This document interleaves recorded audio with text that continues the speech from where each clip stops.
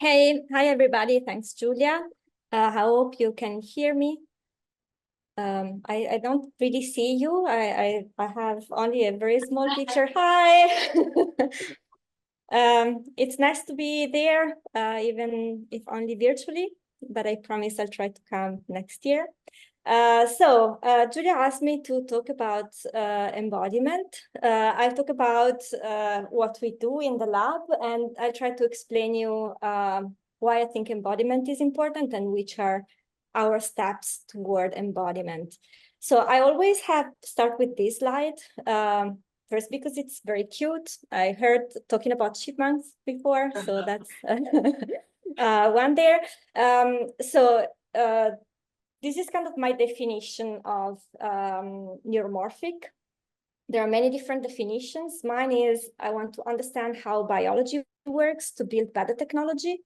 And what we do is really starting from the hardware and the circuit design up to trying to compute with what we get and try to do some applications of neuromorphic technology. So I have these slides that I'm not going to go through because I'm sure most of you know the main differences between digital current technologies and neural computation. What I wanted to point here is the usual difference between clock-driven sensing that is typical of digital systems and event-driven sensing that I think you all know. So I removed the two slides about what event-driven sensing means. And I think the other very big difference that is usually not highlighted in our talks is the fact that digital computation is mostly disembodied. So if you think about deep learning and the traditional deep learning, if you don't consider reinforcement learning, for example, well, most of the computation is let's get a bunch of data. We don't care how this data has been acquired, and let's try to make sense of it. In neural systems, so basically you have a computer somewhere, you acquire data, you send the data to the computer, and that does the computation. Neural computation is very different, right? You have a body, the brain is inside the body, and how the body moves, how the sensors are displaced on the body, and how the computation is performed, they all kind of stick together. We don't have a disembodied brain. So what I mean with that is that depending on how you move, your sensory input, for example, changes, and you can simplify the computation that you need to do. So if perception is not completely disembodied, we can have ways to simplify the problem. I think this is a very interesting concept, and I think that's the direction we have to take for neuromorphic. But we're just moving the first steps there. So as Julia was saying, the main work that we have been doing in IIT was to try to integrate neuromorphic technology on this robot. It's creepy if you do your PhD with it because it's a nightmare, but it's actually a cute one. We started with integrating DVS sensors in the eye cap, in the eyes, and now we have a new version where we have both the event-driven sensors and traditional frame-based sensors, both in the eyes of the robot, so that we can also do some hybrid vision. We work a lot on tactile sensing, and we did a little bit of audio. And of course, we are trying to do computation with what comes out from these sensors. And we have very different approaches from a more standard way using laptops, traditional software, let's say, or GPUs, but we also go to FPGA and neuromorphic platforms. So, I mean, raise your hands if you don't know the DVS and how it works. Okay, good. So this usually takes like 10 minutes of my talk. So you'll have a shorter talk this time. The main thing I wanted to say here, as you well know, you have such a different type of output with respect to traditional computer vision that when we started, we really needed to understand how to compute with this. And there are many different ways to do so. And we explored some of them. What I wanted to show you today is what we did trying to come up with very fast methods of computer vision using the events from the cameras that still exploit the asynchronous input and the very high temporal resolution, but that run in real time on the robot, and trying to exploit what we already know from computer vision.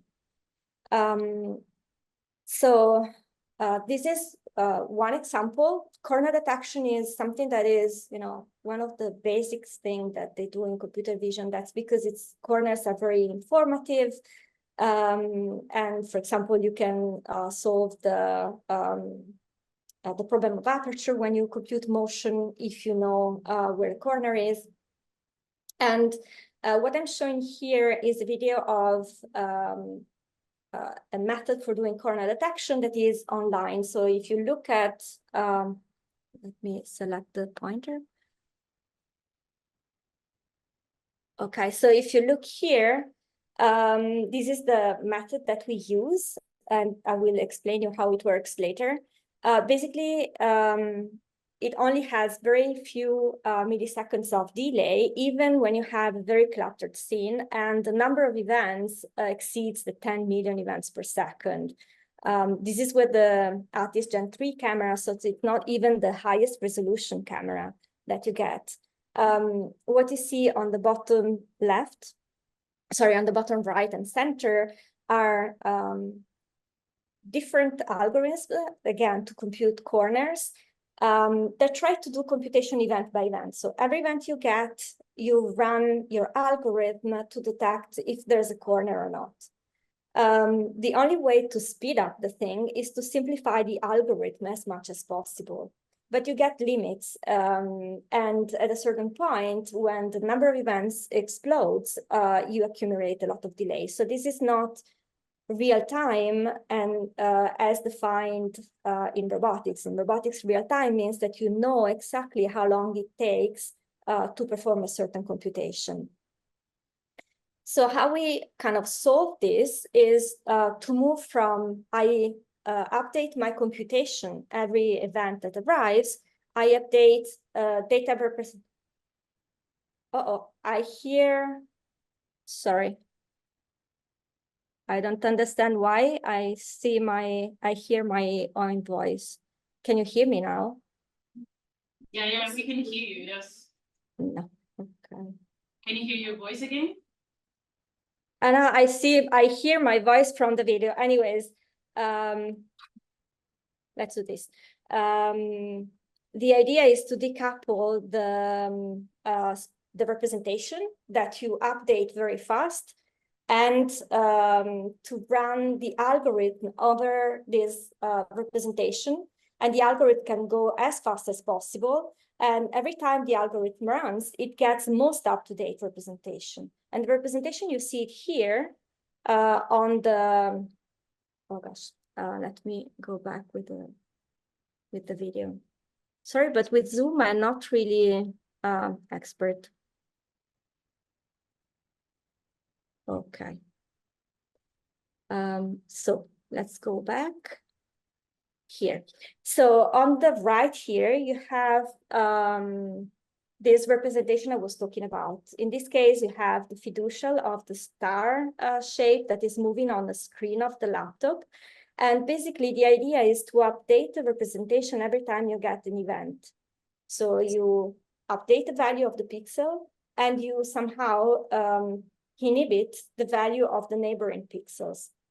So the idea is that then you have a matrix representation over which you can run whatever you want, computer vision algorithms or deep learning networks on a fixed representation. but you run it as fast as possible, and you always get the most up-to-date input from the camera.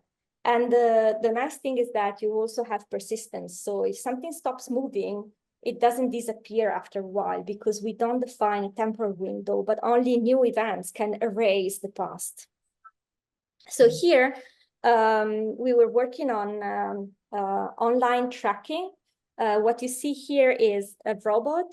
This is the end effector of the robot with the artist camera connected to it, and a laptop showing a fiducial over a background. Now, this is kind of a not very nice setup, but it was very useful to have the ground truth of the motion of the fiducial and a background over which this fiducial can move. And you will see, as soon as the robot starts moving, the tracking problem becomes much more difficult, because you start seeing all the background events. What we could show with this work was that basically, when you start moving the robot, if you have a very low latency visual pipeline, the robot can go fast and can track very fast objects on the laptop screen. And if you compare with the RGB type of tracking, on the right, we use the real sense input, then basically the tracking is less robust, where as soon as the star moves past, the robot cannot keep up and needs very high accelerations, and therefore it stops and you see it blocking. So we could show that somehow, thanks to the low latency of the visual pipeline, we can have better tracking.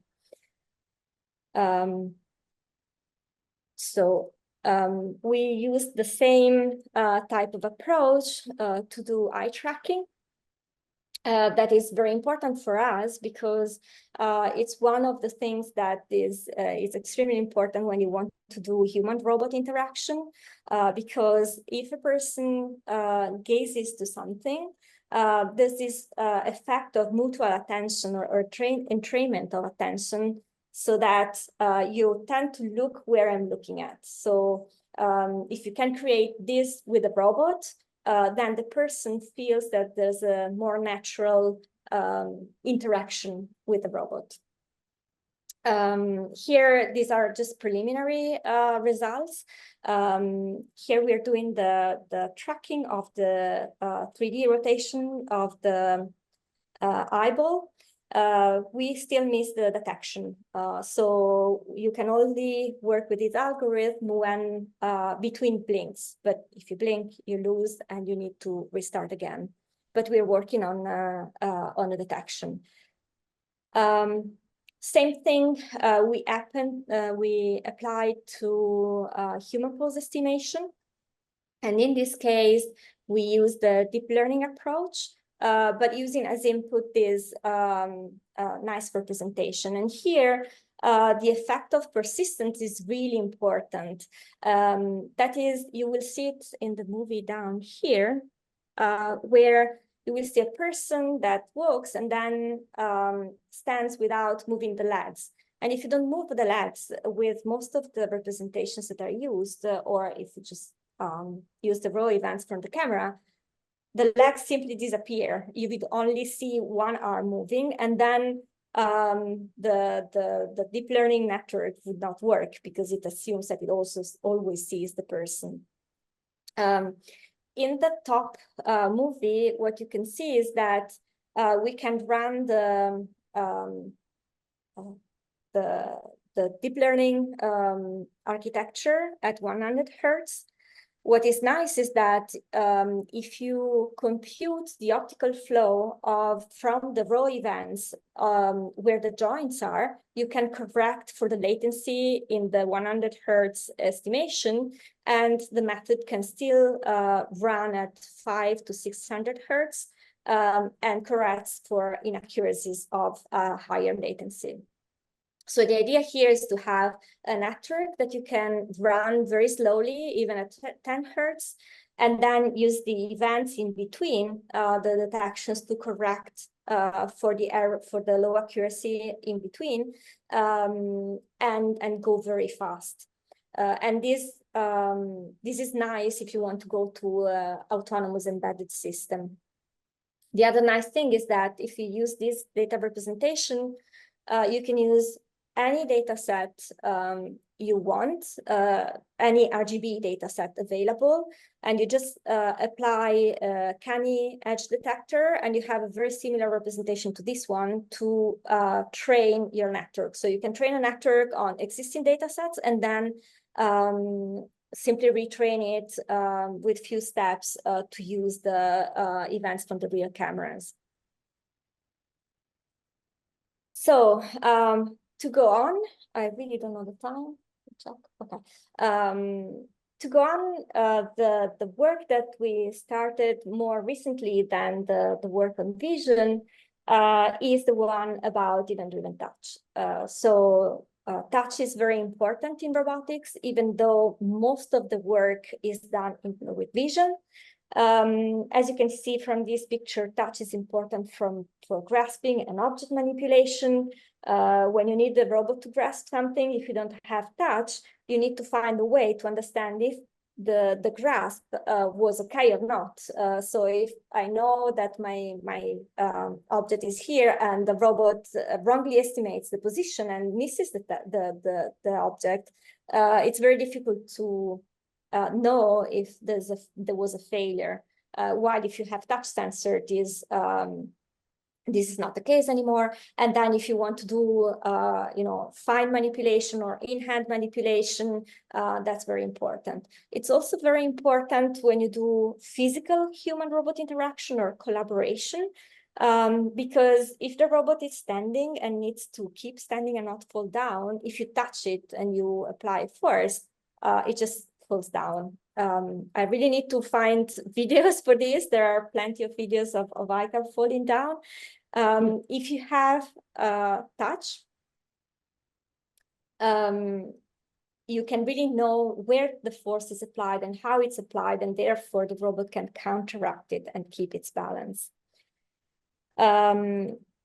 So what you can see here is in this particular robot, there are tactile sensors in the fingertips, in the palms, but also wherever you see the color texture on the robot. So there are about 4,000 sensors placed on the legs, arms, chest, under the foot, and they are sampled every 10 milliseconds, and every 10 milliseconds, basically, you send 4,000 times 10 bits of basically nothing. Because if you look at what happens here, even if you have 3 people touching the robot or the robot manipulating something, you usually always have not more than 10 or tens of taxes active. So simply from an engineering perspective, you don't want to send data around the robot when there are mostly zeros. So it makes sense to do event-driven encoding of tactile sensing close to the tactile sensors. So this is kind of a representation of event-driven touch. You want to have a sensor that you press and neurons that fire events. In this case, they are proportional to the pressure, but you can think about different types of encodings. Now, the simplest way to implement event-driven touch is to use whatever you have on the robot that is clock-driven, and implement an algorithm, for example, looking for a certain relative change, and create events out of it. So here you have the analog, or let's say digital clocked sampled values from one pixel when the robot was tapping on a rigid surface. And there, out of those 4,000 sensors, you only had one that was active. And you can generate events that you see down here in the bottom. You have on events when the pressure increases, off events when the pressure decreases. Now, this is known as soft neuromorphic touch. And you can use it to, start playing with it. So you have a robot, you can acquire data, and you can start, play with spiky neural network for tactile perception. Other people like Nitish that came many times to Telluride, I don't know if he's there this year, but worked on using these for prosthetic. Control of the grasp of the hand prosthetics, or trying to give tactile feedback and so on. But then what we want really to do is to go to, let's say, true neuromorphic sensing implemented directly on silicon, very similarly to what happens in the dynamic vision sensors. So here, very quickly, what I'm showing is what we did as kind of an intermediate step, because we implemented the sigma delta encoding on FPGA. The FPGA is in this board that is very near the robot, is on the hand of the robot. And when you press, you generate events, in this raster plot. So you will really see that depending on which is the finger that you're pressing, you have different activity from the FPGA. And this is nice because you can have basically very low latency types of encoding to directly on the robot. As I said, what we did using the soft neuromorphic approach was to use the ICAP skin, these ugly triangles with even uglier circles are tactile sensors from the skin of the ICAP. The skin of the ICAP is made of flexible PCBs in triangles, because so that you can conform on the curved surface of the robot body. And the circles are the capacitors. There are 12 capacitors in each triangle. And here, basically, we have a layer of leak integrated firing neurons that convert the analog value sampled from the capacitors into spikes. And we have two layers, one that basically has a receptive field that is scattered around the skin, and the second and the third layer that basically classifies the orientation of a bar pressed on top of the skin. To have this thing working, we use the winner take all, we use spike-driven synaptic plasticity and synaptic normalization, and the result basically is this one. When you press a bar of different orientations, this is the inputs over time.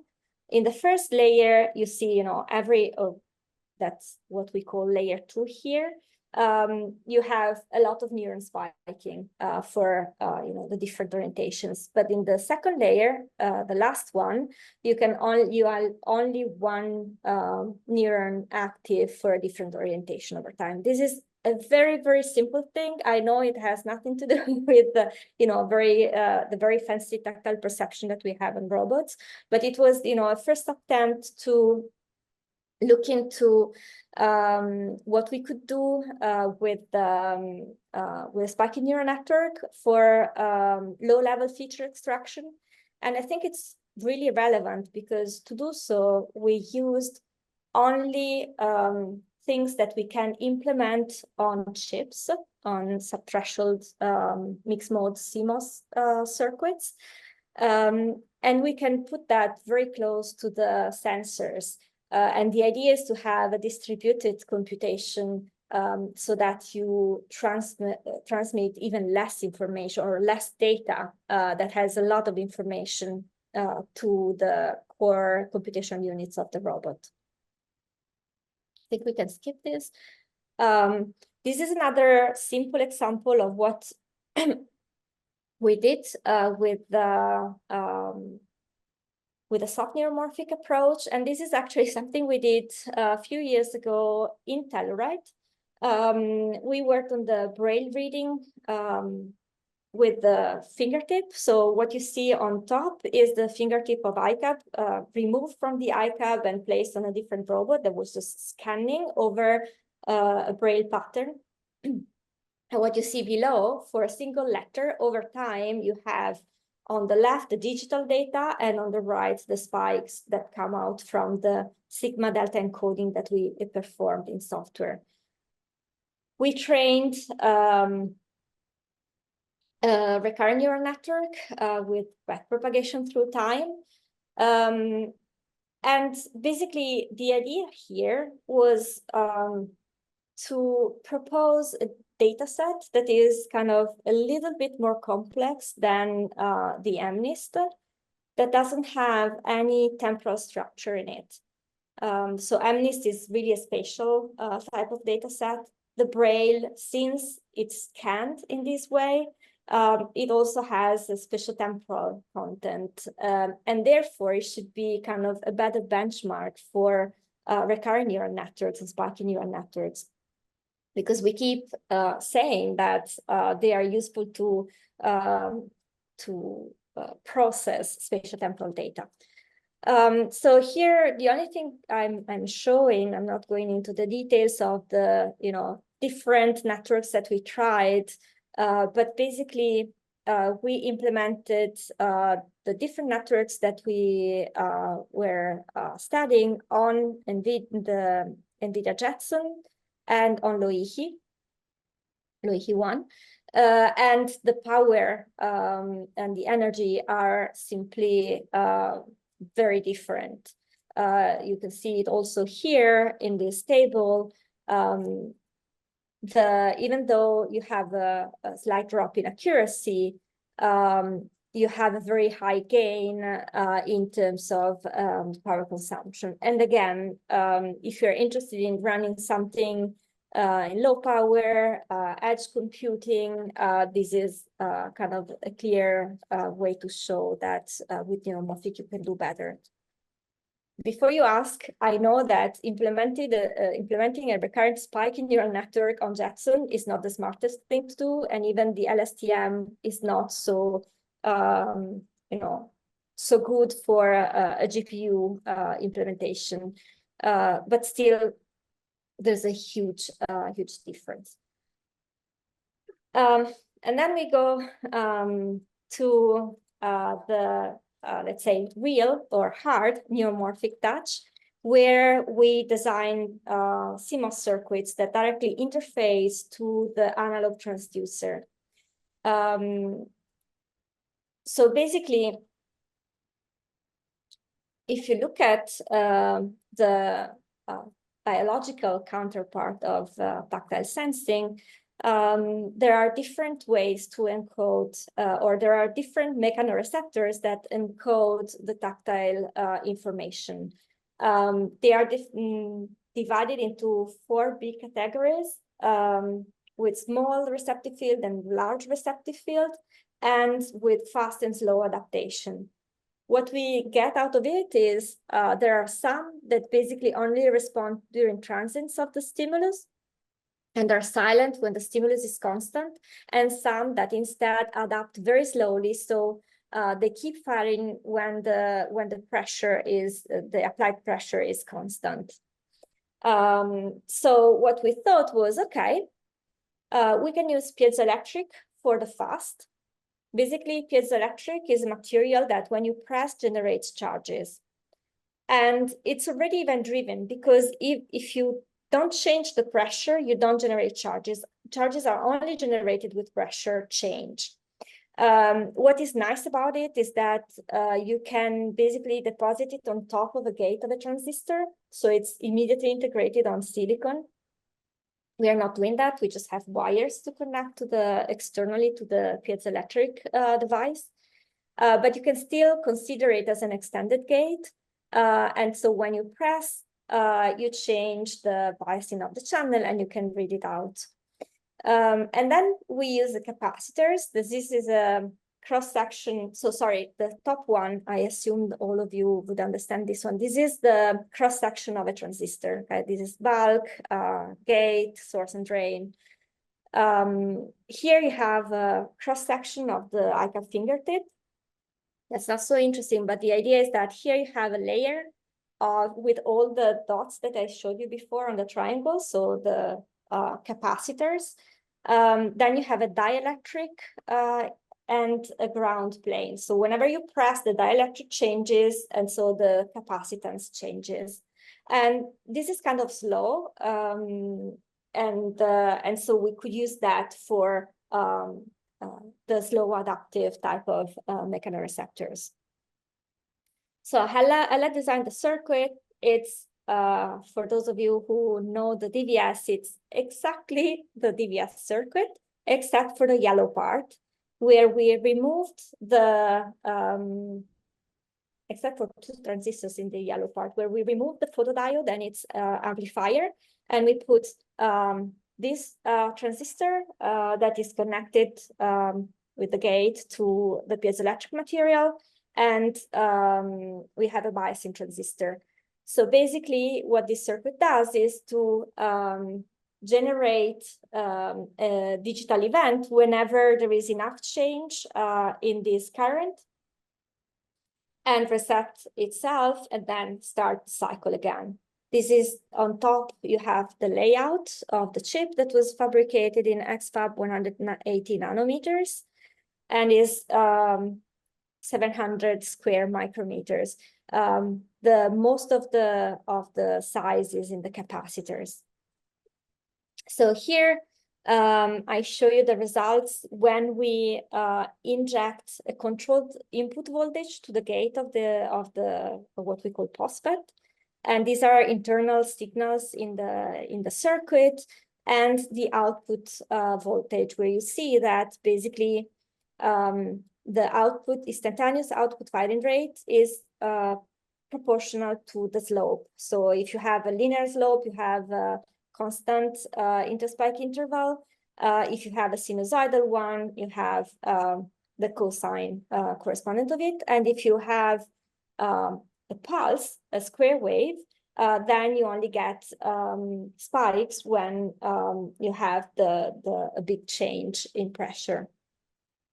We did also experiments with the robot that was pressing on top of the piezoelectric material. Here you have the force applied. So we first apply a preload, and then the robot shakes around it with a sinusoidal curve. And what you can see here is a quantitative measurement. So here you have a sinusoidal force as input with different amplitudes, and here you have the output instantaneous firing rate over time for the different amplitudes. And you also have a sinusoidal wave fit on top of it. And you can already see here, but this is measured, the phase difference between the input and the output that really shows that what we are doing is the derivative of the signal. And what you see here is the instantaneous frequency of the on and the off events for changing the slope of the input signal for all the experiments that we did.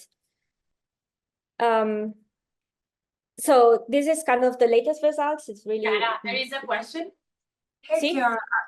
Yeah, I wanted to ask. So, so there are different mechanoreceptors in the skin, in human skin, and I wondered whether the mechanoreceptor that you guys have developed, whether it would replace, whether it would be able to act as multiples of those, you know, whether it would do multiple jobs, because like there are fast receptors and slow receptors and that kind of thing, and whether the sort of flexibility of the electronics means that you could actually do it for multiple purposes, if that makes sense as a question.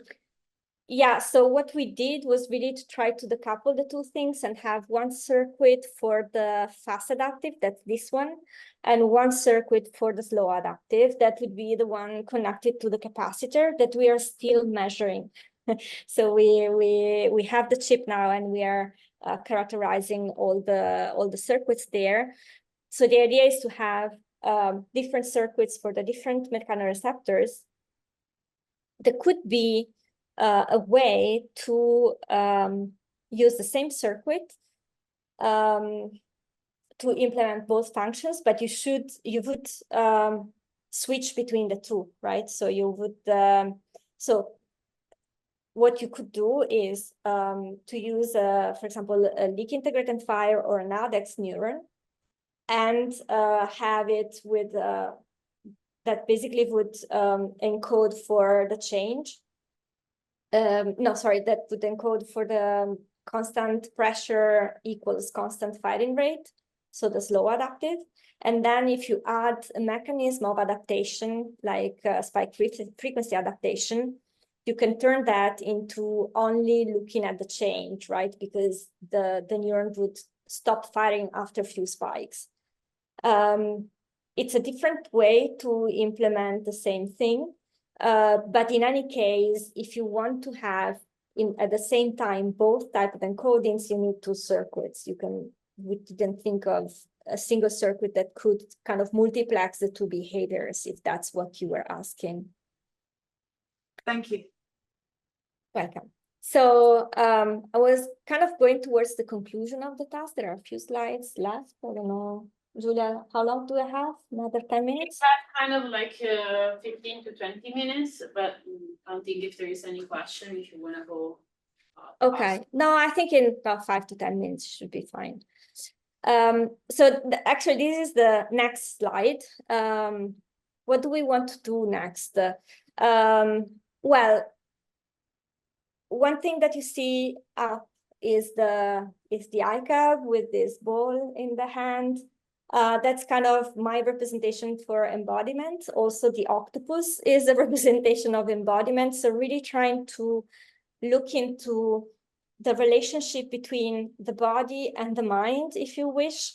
For example, if I want to recognize an object and I take it and I rotate it, generated different views, I also know how I rotated it, so I can use that information. And I don't need, different data sets, but I can have, for example, a smaller data set. This is, future direction. Going flexible, I think the embodiment is really nice when you think about soft robots. And then here you have an example of the octopus. On the very far right, you have the octopus arm from Barbara Mazzolai, who is in our institute. And the idea is to integrate their neuromorphic technology and possibly distributed computing using first very small silicon chips and possibly flexible neuromorphic. Another very big application is, as I said before, prosthetics, both for control and for sensory feedback. And these are all edge applications where you really need to have very low power and compact circuits. And yeah, I would like to go more towards the hardware implementation of computation, even though what I showed today was mostly focused on software implementation of hardware using events. So I wanted to kind of give you an example of embodiment. That's kind of the next two slides. I'm sure that you already heard the talk from Julia about even her work in event-driven attention. What I wanted to explain you, because I don't know if she did, because I didn't see her for talk, was trying to make you understand why I think this is really strongly related to embodiment. So basically, this is it. If you have a traditional camera, traditional or event camera, okay, and you have a sensor with constant resolution everywhere, and you take a picture, that's what you get, okay? Now, if you want, what happens if you want to have, a higher field of view, a bigger field of view? You would need to increase the number of pixels. So what we can try to do is, let's separate the center of the sensor that we call fovea, and keep the resolution of the fovea. This would be the pixels that represent the periphery. If you change the sampling over space, and keep the same number of pixels, this is what you would get. So you represent the periphery with decreasing spatial resolution. In this case, this sampling is log polar. You can ask Julia to tell you about her log polar and eccentric type of encoding. You she better had not. a very nice paper. Yes, no, you do. But basically, the idea is that you can keep the high resolution of the fovea. That's exactly the same. And in this way, you're basically optimizing the amplitude of the field of view, the resolution in the fovea, and the number of pixels. Why is this important? Because if you increase the number of pixels, you need a very big eye, a very big optical nerve, a very big visual cortex, and so on. So very big head. And so if you try to optimize everything, you come up with this intermediate solution. And of course, this comes at a cost, right? Because you only have high resolution in the fovea. So what you need to do is to move your fovea and put it in a way that focuses on the important, interesting parts of your visual field. And that's why we need to work on attention. So how to move an algorithm, something that allows you to move your eyes and focus the fovea and stabilize the visual input on different regions of the field of view. There's a nice European project that is working on that. Bernabe is working on event-driven vision sensor that is foveated. But if you just think about the system that we have on the iCap, where we have event-driven vision sensors that have kind of high field of view, and we also have frame-based sensors, we can run a very low latency attention system that crops a small region in the frame-based sensors, very high resolution, and you can do whatever object recognition you want there, and you can, move the eyes of the iCap around. Was there something? No. Okay, so this is just one slide to show the results that Julia had on in a past project with implementing this thing on Spinnaker. I wanted to show this without going into the details, because this again came from discussions we started with Ernst Niebuhr in Telluride a few years ago, when I was saying, I have this problem with the event-driven vision sensors. I only see the contours of things. So my attention is always attracted to the edge, but never to the center of the object. And then he said, oh, there's a proto-object. You should use the von Mises filters. And then Julia did it. And she did it first on GPUs and then on Spinnaker. And now she's trying on Loihi. She also tried on specs. Again, you can ask her, not going into the details, but it works. So basically you can see it works because here, this is the baseline model from Ernst. You have the peak of attention in the middle of this proto square, and that's what you get also with the spikes on the GPU and then on Spinnaker. I think I can skip these two slides. We're about EMG. I want to thank you for your attention. And of course, I didn't do this work. The work was done by all the people in this picture. Julia's missing. She kept not coming when we were taking pictures. And I had COVID, and the other time I wasn't there on the holiday. Yeah. Sorry, but you had your picture during the talk. Yeah, I have to thank the people who gave the money, mostly the European Commission, and yeah, all the corroborations. Thanks a lot.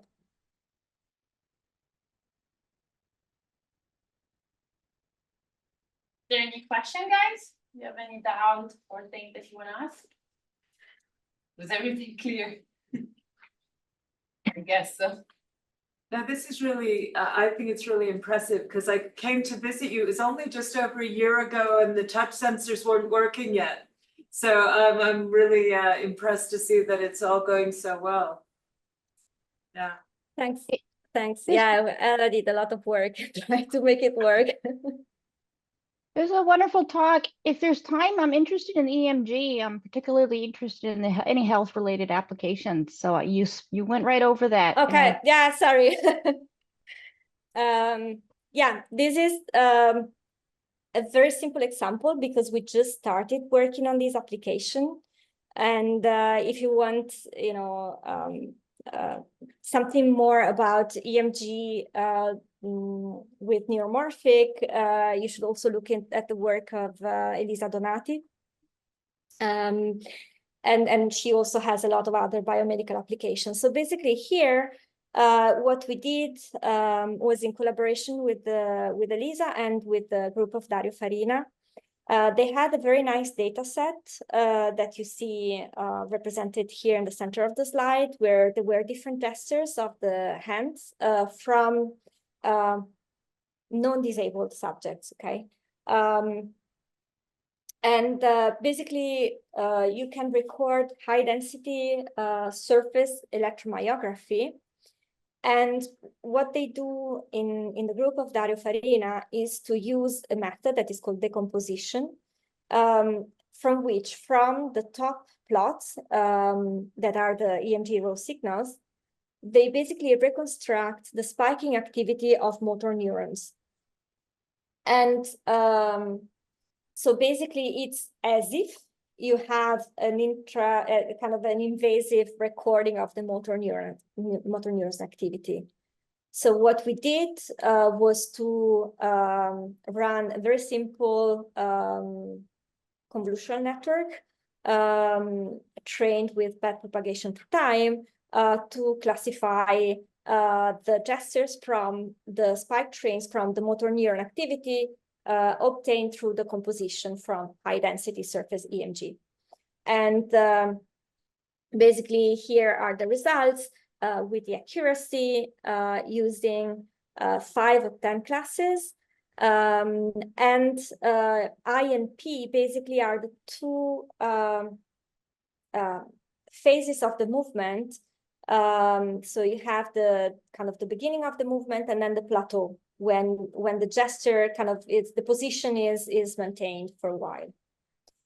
So you have different levels of accuracies, and also here we were looking into subject-specific classification. We were not interested in generalizing to more subjects, but there were also, if you look at the paper, there are also plots for multiple subjects. And then what is meant by intrinsic versus extrinsic on your slide? Oh yeah, sorry.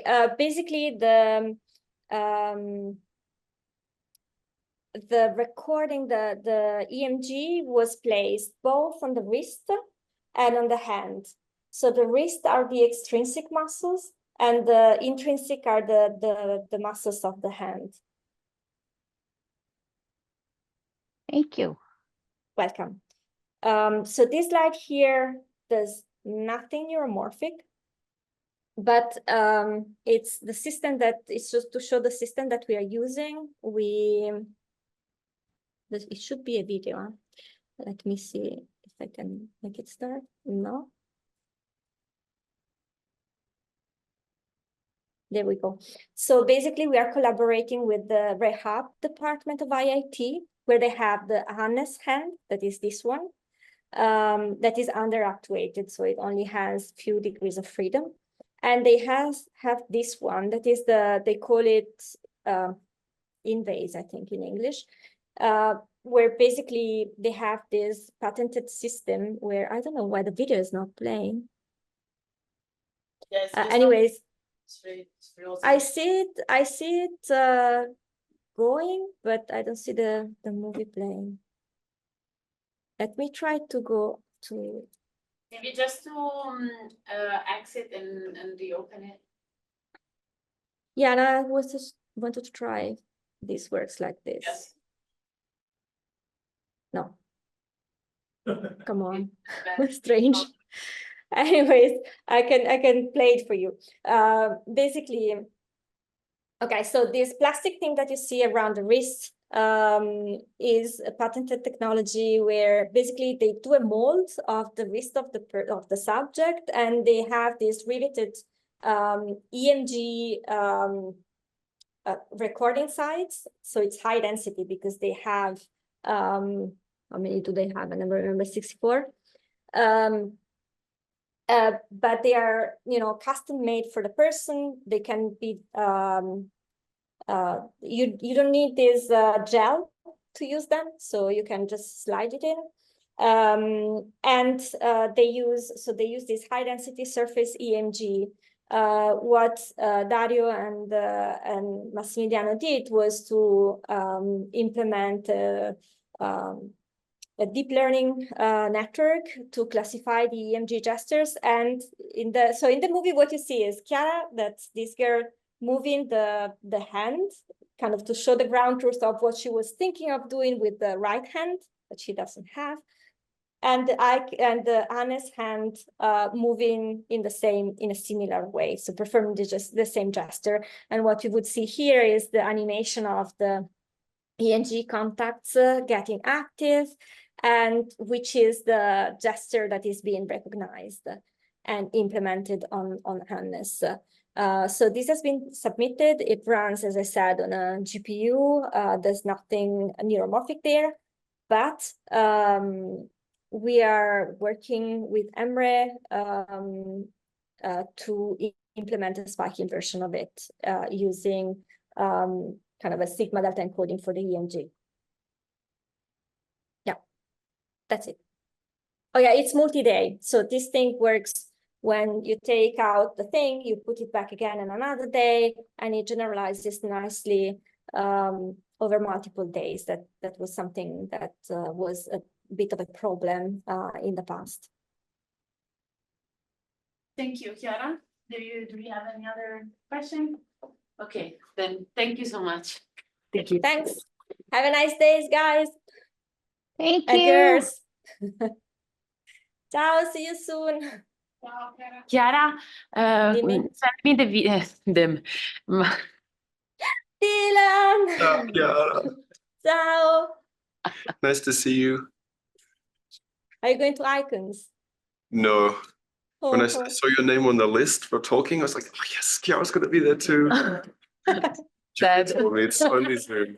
Yeah. But I'll be at nice to see you. Icons. Oh, hi, It'd be- Grace. Yeah, good. Hi, it would be so You're going nice to meet them. to see you in person. Thank you so much for the wonderful talk. Thanks a lot.